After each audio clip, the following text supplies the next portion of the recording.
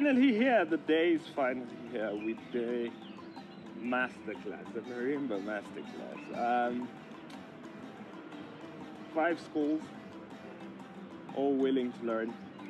One of the finest in the country, actually, and it's crazy. It's a beautiful Saturday morning here, so the masterclass has started. We have a lot of kids here. They seem excited. They seem they're really enjoying themselves, you know. But still in the morning, so still warming up to each other and trying to get to know each other because, you know, from different schools. So yeah. So right about now, as they're starting with Chimtengure, they're just jamming around, you know, without any particular structure, because I kind of need to figure out what to teach and what to leave out, because we have quite the advanced players around, so it's really beautiful. So we are going to start with the art of playing solo. So a solo in marimba, right, is like a treasure hunt. It's like a treasure hunt. When you do a treasure hunt, you always have a map with you, right? Yes? Find if you get right? Yes. You always have a map with you. And for you to be able to get the next treasure, you always have to refer back to your map, right? This whole business of playing a solo from A to Z without referencing where you started or your main theme in your solo actually has to stop. That's the reason.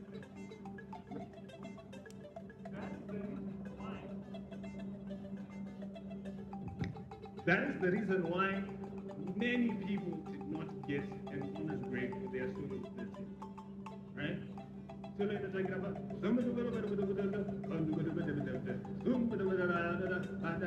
direction. You don't have direction. So what we are saying is, when you start your solo with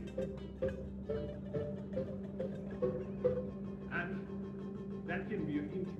But if you want to make this your main theme, make sure you always re-reference it. There's a lot of stuff that has been said that that people have been looking over and not really paying attention to, you know, about how solos should be built and how they should be, you know, arranged and played.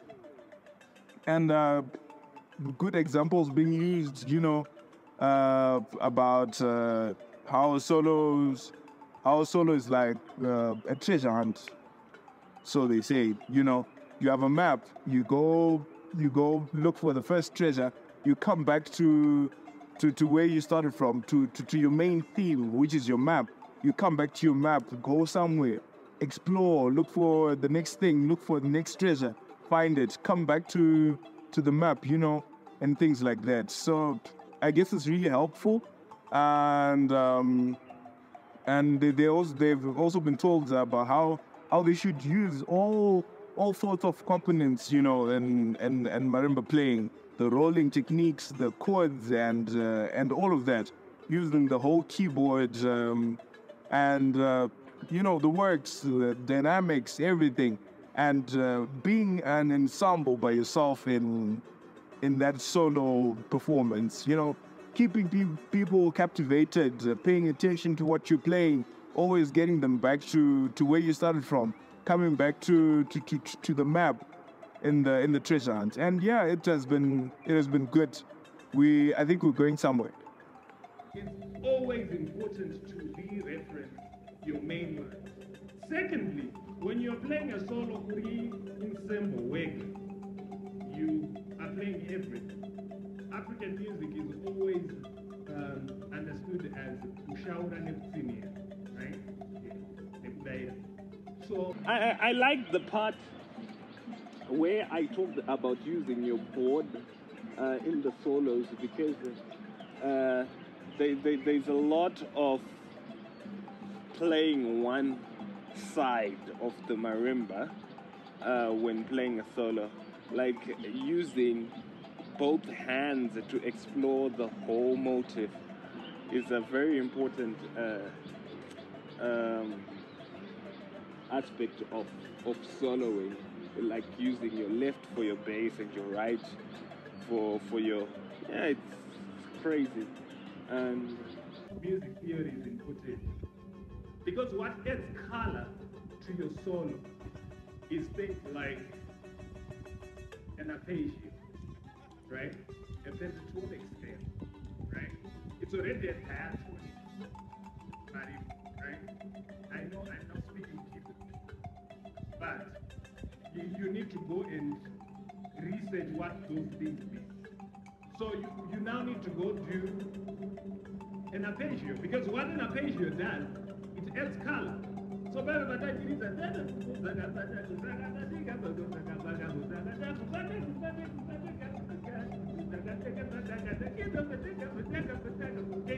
right?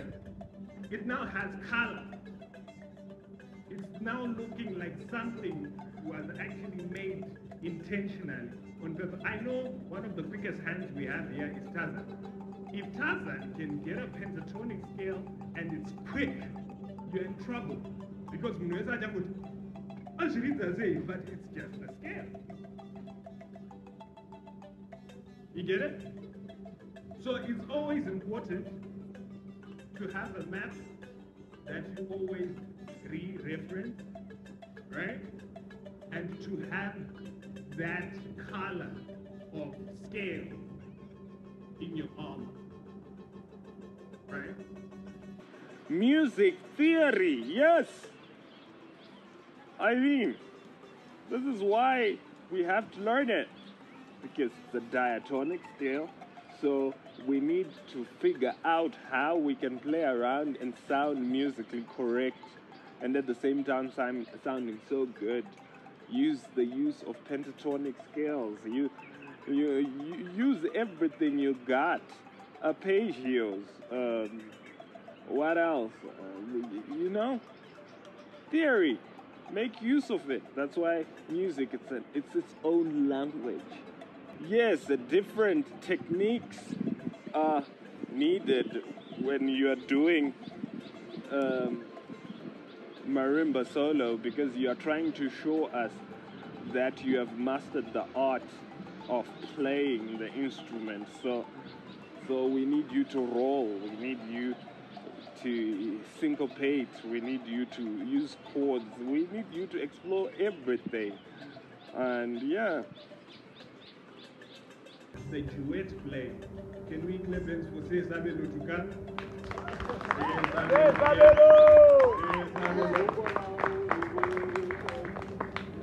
Now when you're doing your duet, right? It's not really the same thing skill-wise, but now you have to acknowledge the fact that you are playing with the counterpart right next to you. Right? It's always important to now know that you are playing with someone else right beside you. You shouldn't clash lines. You should always be communicating. And the person who's playing the lead, I don't know, sometimes the baritone and the tenor, sometimes the soprano and the tenor. Whoever is playing the lead line there, right? You need to be taking us on a journey. You need to be leading everyone. Because right? Yes. Communication is very important in duet playing, actually, because when you are doing duets, you need to have this bond with the next person. It doesn't have to be emotional, but it has to be musical, so that we don't end up clashing. There should be someone who's leading and someone who's following. So yeah, that relationship is very important.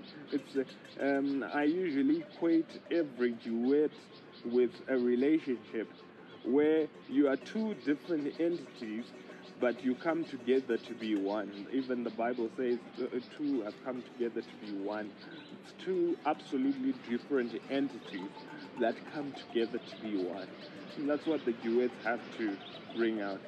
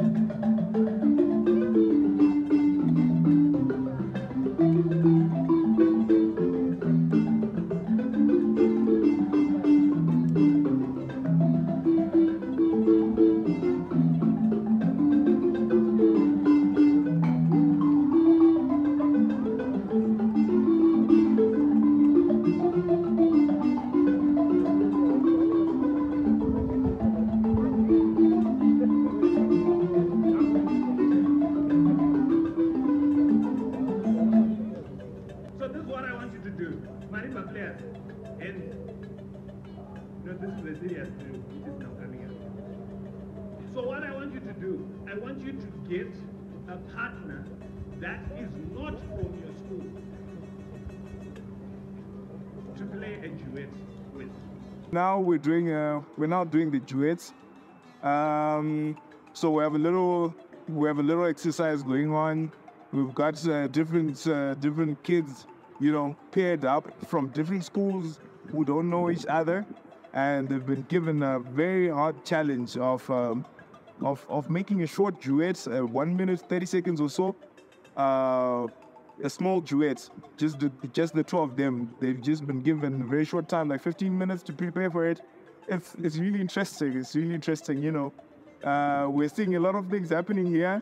Some kids playing two basses as a duet, some playing a bass in the baritone, some things that we had never seen before.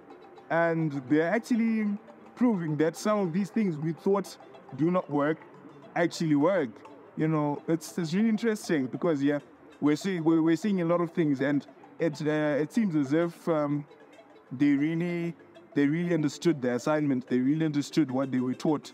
The works, how duets should be like. You have one leader, one follower. The leader exploring, giving us the melodies, giving us direction where we're going, and then the other player staying basic, giving us the chords, the rhythm, And so we'll see how it goes after they finish the challenge, when they're now playing for us, when they finish preparing their duets.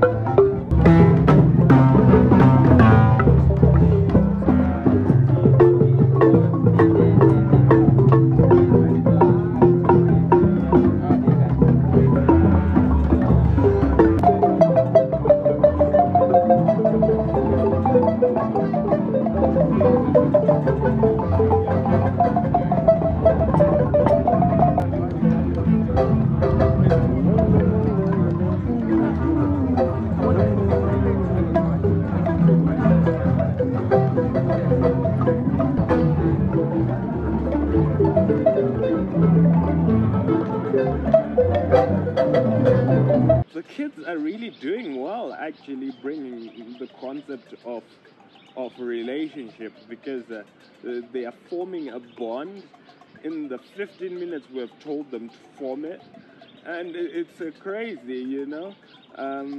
Some are falling in love, the boys and girls. Oh, some are giving each other numbers. So I mean, I'm really excited to see the music side of it. But hey, looks like the relationship side of it, yeah, it's giving, it's up.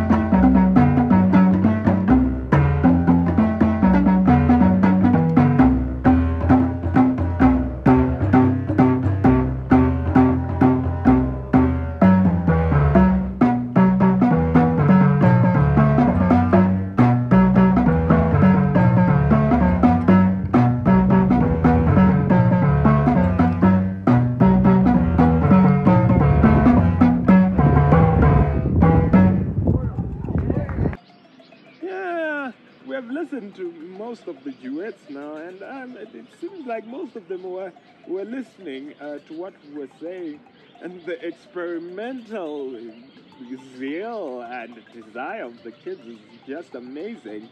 We are seeing very new stuff, two different keys being played together, two different,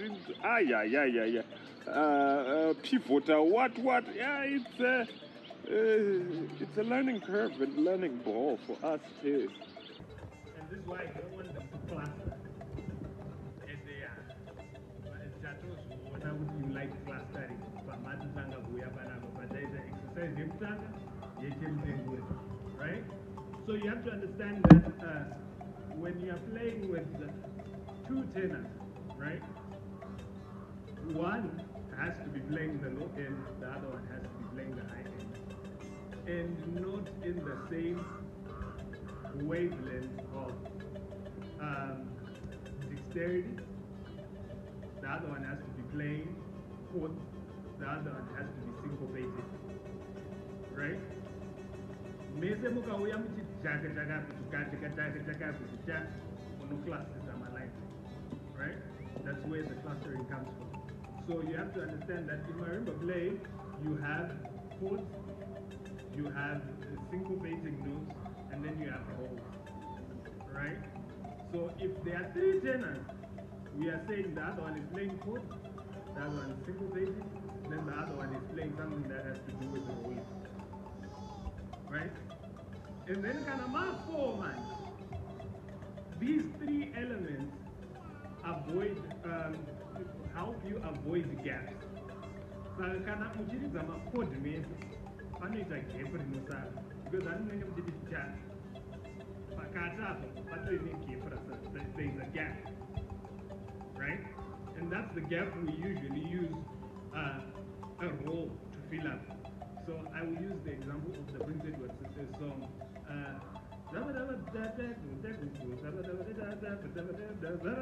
And kana zavara apo ritori gap ritoripo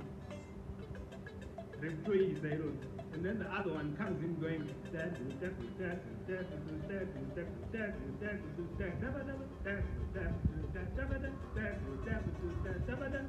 you understand the logic? It's not supposed to cluster because you could easily come and go tap and harmonize. This is why we say we don't usually harmonize on tenors. When you start harmonizing on tenor, urungoti gadzirira sana. Okay? So we always need to fill up the gaps when making tenor lines, and they are so delicate, they are so important to me. Oh my God, I cannot emphasize any further. Right? So, which ones are tenors? My tenors, come to your tenors. Wait, yeah. Gatanga foot. 1, 2, 3, go.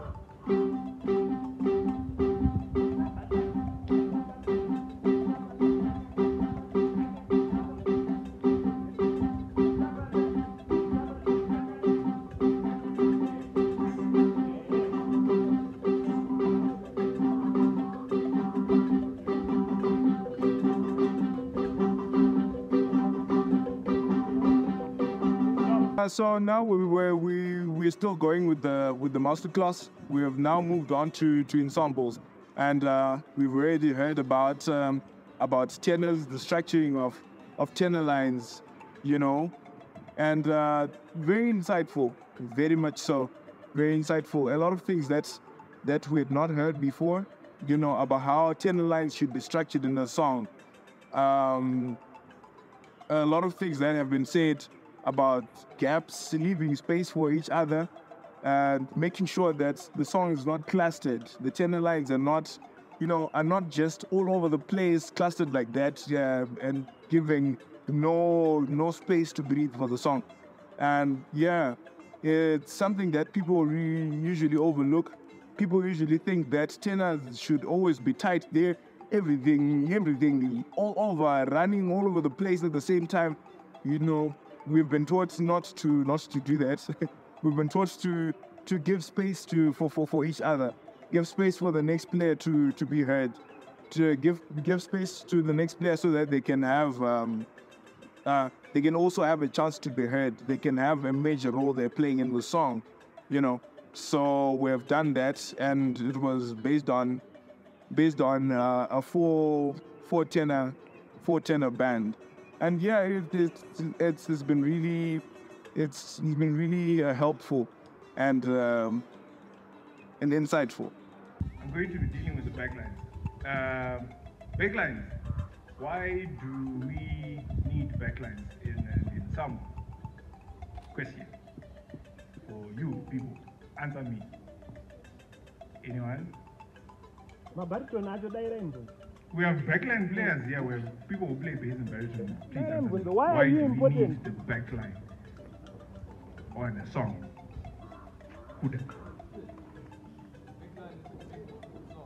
Thank you very much. Anyone else with a different answer to this? Anybody? Okay. All right, fine. Very good. That's a correct answer.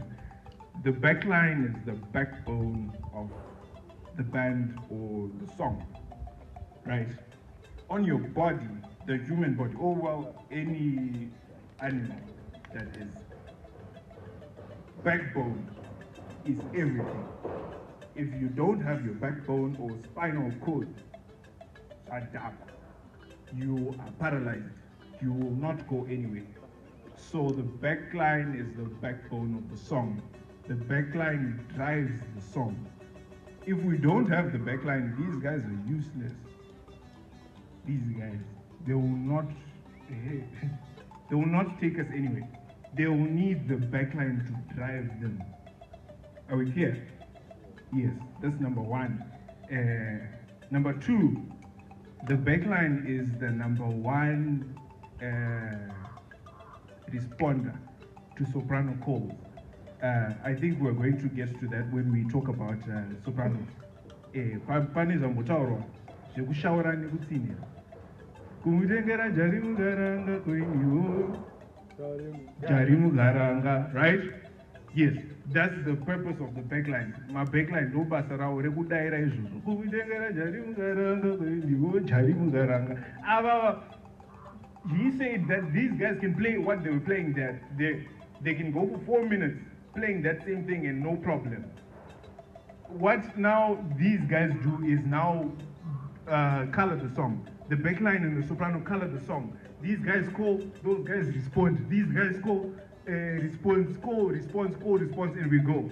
And these guys are just there giving us the rhythm, right? So backline, role number one, biggest role, is the backbone of the song. The role number two, major responder to soprano calls. Soprano calls are very important in our songs and everything.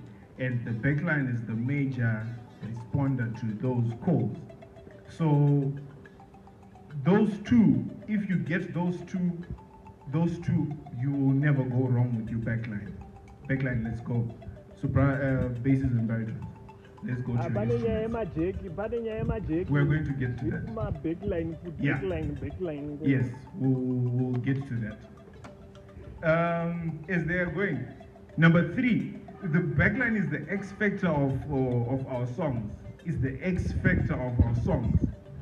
These guys are what will get the audience to English. The backline will get the audience to get up and dance. If they're not there, you are boring. You are very boring. We need those people to get up and dance and groove, you know. So we'll start with the basses. Tenors, give me what you're playing. 1, 2, 3, and go.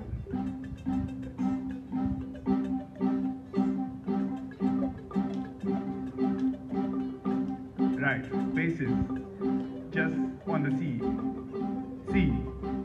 Basses only. There. Simple as that. Simple as that. Bass is the heartbeat. The heartbeat. If you are keep playing. If we are in a band with the guitars and drums and all of that, we would equate the bass players to the kick drum or the foot drum. They give us the heartbeat of the song. They're the heartbeat of the song. You get it? So basses, every time we're playing, I need you to give me those giant elephant steps. There's no need for you to be no need. You just stay there. Simple and easy. It's enough. Okay? Yes. It's enough like that. Baritones, you are the people with the most freedom in the band. You have the most freedom in the band. You just fit in anywhere you can. You're the most polyrhythmic people in the band. Anywhere you can fit in, you can play anything. It doesn't matter. It's not possible. But don't play the same thing that is being played by the basses. Don't play the same thing that has been played by the tenors. Find someone to fit in. find someone. Thank you. Yes, make it interesting. Make it interesting. Make it interesting. Yes, yes, yes, yes, yes, like that. Yes, like that. Yes. So baritone, most polyrhythmic players with the most freedom with the band. If you're a baritone player, you can do absolutely anything you want. Just don't play the same thing on the basses. Just don't play the same thing on the tenor. Simple as that. Simple as that. Basses, you stay there. You stay there. More power, basses. More power. Power. Power. Power. Power. Power. Say power, Manasia. Power, Manasia. Yes. And baritone to do that. This is beautiful. Beautiful. You see that? You see that? Baritones just do that just before the rhythm is the creative. Baritones, you add spice to the song, you add flesh to the song. You just give the wow factor. The wow factor of the song comes from the baritone. Beautiful. And basses must be like that. Don't be too busy. Just simple and simple like that.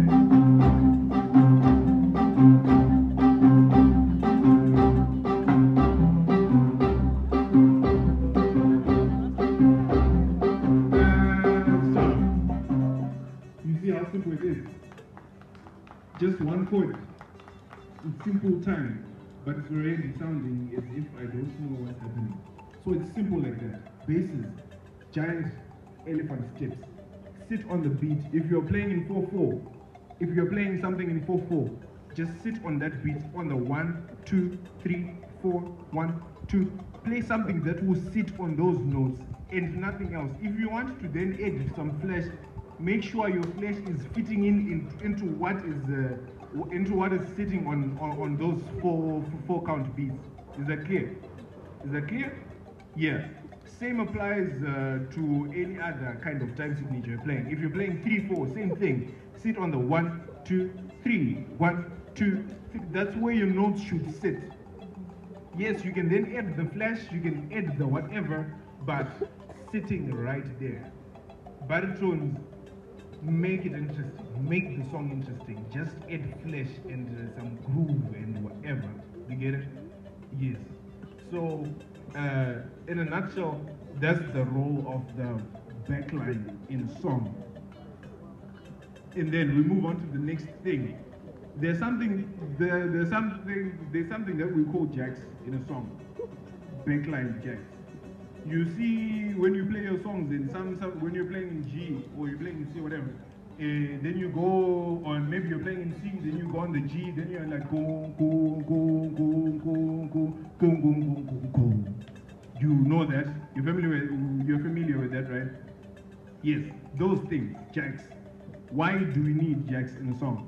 Question to you guys. Why do we need jacks? Yes.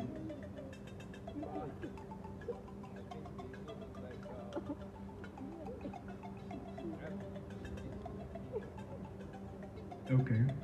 Yes. Thank you very much. Something else? Why do we need jacks? The backline jacks in a song? Yes. Spice it up. Very good. Anything else? Anything else? Okay. Oh, yes. As a bridge. Yes. Thank you very much. All of those answers are correct. Kuda, you said we need jacks to grab people's attention. That's number one. Those things will demand any ear that is listening to the music whatsoever. Those jacks will demand any kind of ear.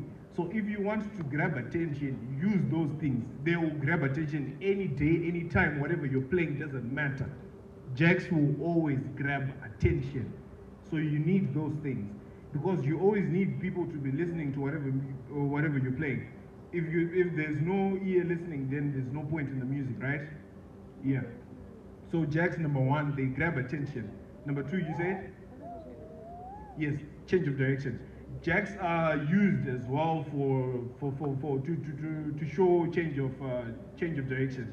When you as a bridging gap from one part of the song to the next part of the song, you can use that to cue people that we're now changing to whatever. Then change.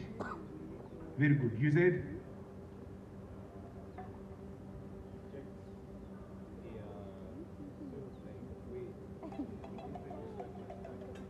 Yes, as an introduction to a new part of the song, so that's similar to this. Shane, you said? Yes, those things can be used as a bridge or as a resting tool. That's what people usually use it for.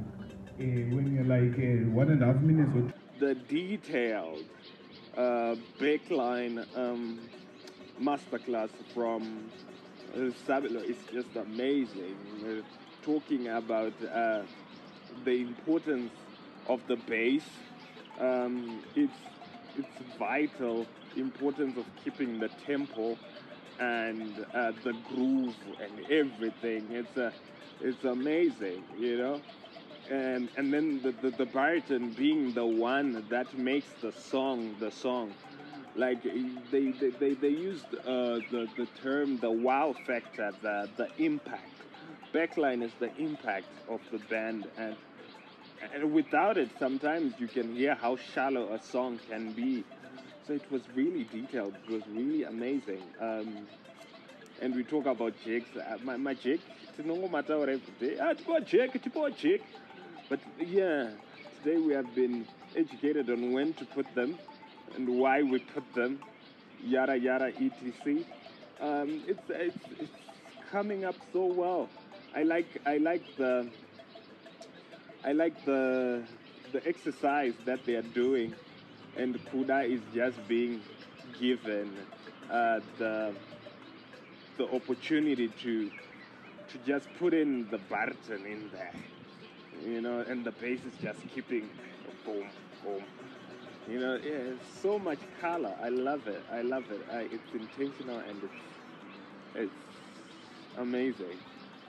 We've also heard about the Sopranos, how Sopranos should go, and Mrs. Ngeni taught the kids about how Sopranos should always be leading, and he said something very important, something I really caught, that sometimes simplicity is the best creativity they can ever be. You know, it's not always the complicated lines, the all over the place. That's not the best creativity there is. He said that sometimes it's really simple.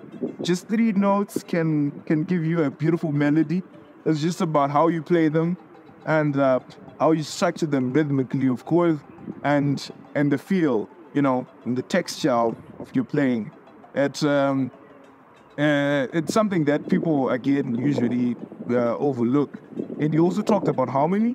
How many colors the song, you know, it gives the beauty of the song. It gives the beautiful color of the song. Yeah, harmony is always beautiful, you know, especially when you have a 3 soprano band and they all play the same line, and but just playing different harmonies. It's always beautiful. And he has also given us an example of it. It's really beautiful. You should listen to it like that. And he also talks about having different soprano lines playing at the same time. Talking about how you can't have 3 leaders leading at the same time. Then who does the rest of the band follow? Because sopranos are leaders, so they should lead in one direction. So when we have the 3 of them playing different lines, then what are we doing? Does it make sense? I guess. I don't know. But yeah, I understood what he was trying to say. And I think it's something that people that we should take into consideration when we teach our kids and our bands, you know, and whenever we're arranging our music for marimbas. Just take into consideration that sopranos are leaders, so let them lead in one direction. Let them play one line at the same time. Well, of course, there are always exceptions when we're arranging, but you know, it has to make sense when the exception is made an exception. But overall, it's been good. We're enjoying, we're having fun, we're learning. It's going good.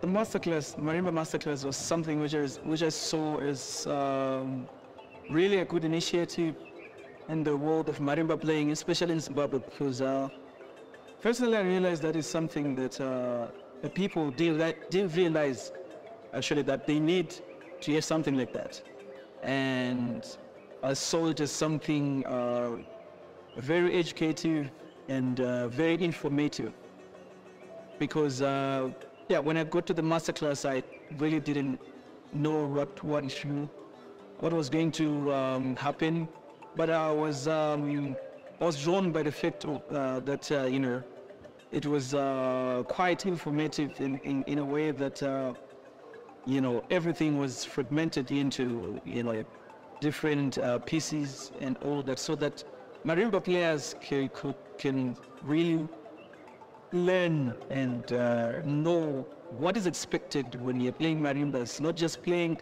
it's not just about hands or anything. When you talk of solo playing, I remember the directors talking about motifs you're playing, you know, using a treasure hunt map, something about sopra.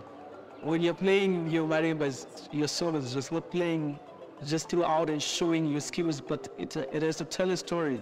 Whatever you do, whatever you put in there, you refer back, you know, to your basics and all that, which is quite informative.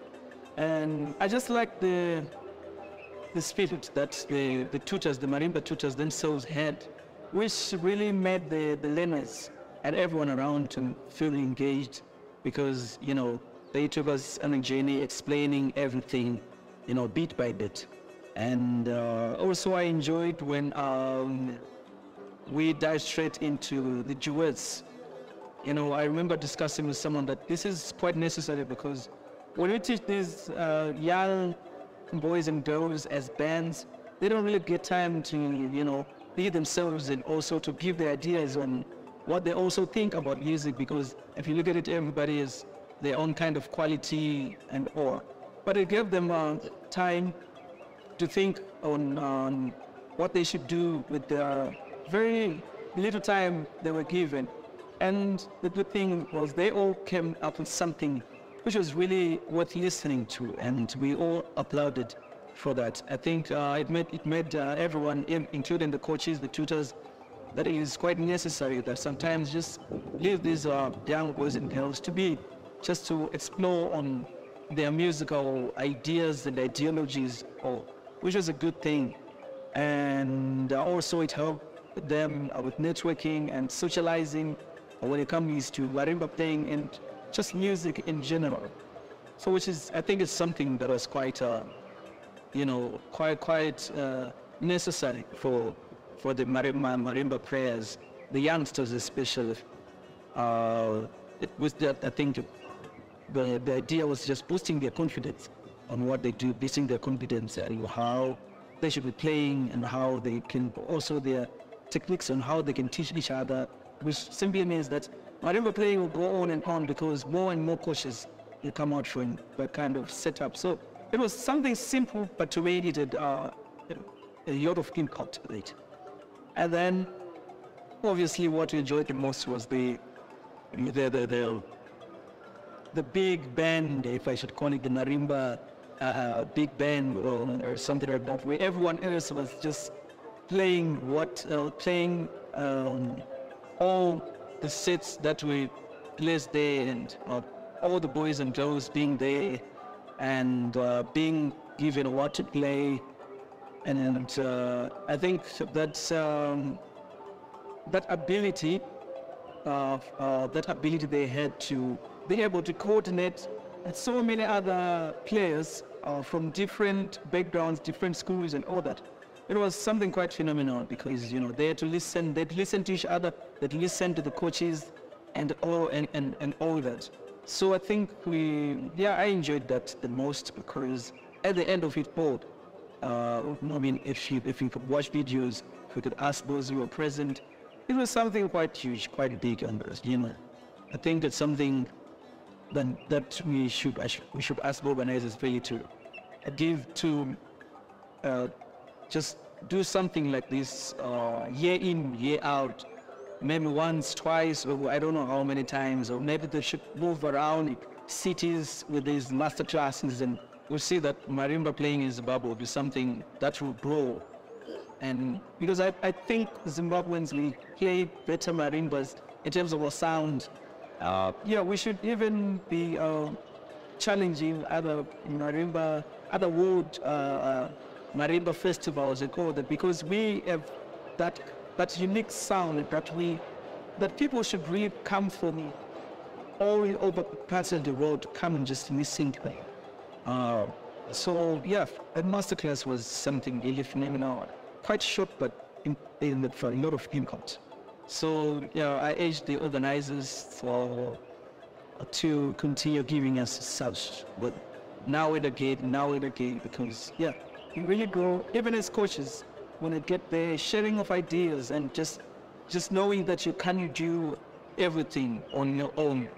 You can't be a one-man band, but need to work, different kind of touch, different kind of in shonati, maubajo, sianabao, something like that. So I think that's all I can give an hour. I could say, but the masterclass was something we all applauded for, and they wanted to go hard and all barista.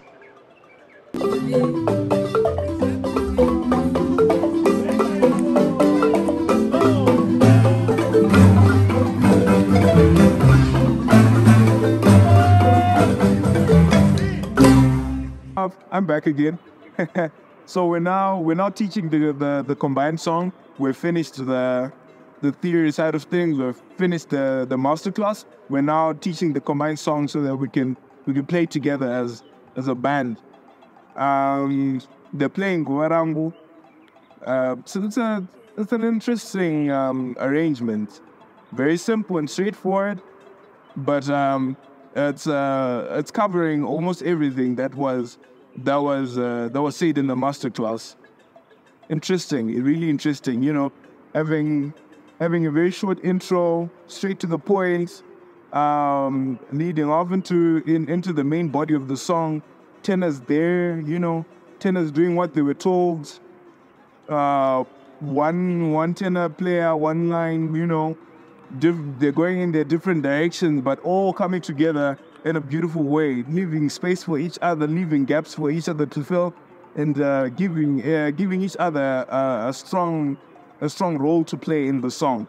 And sopranos playing their harmonies is really beautiful. And so amazing. The kids are really catching on to the song really well. They're really showing great skill. These kids are so amazing. They're really talented, and they will definitely go far.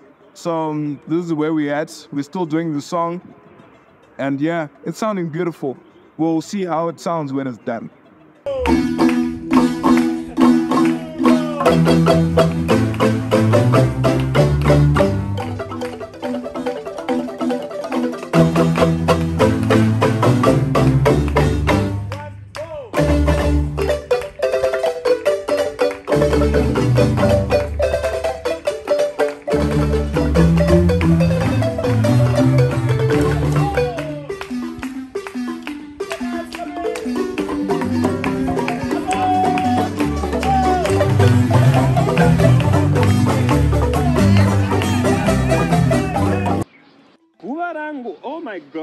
that is a beautiful song arranged by Sabelo, most of it, and it's a well, great arrangement. I love it. It touches every aspect of what we are trying to educate the students, you know.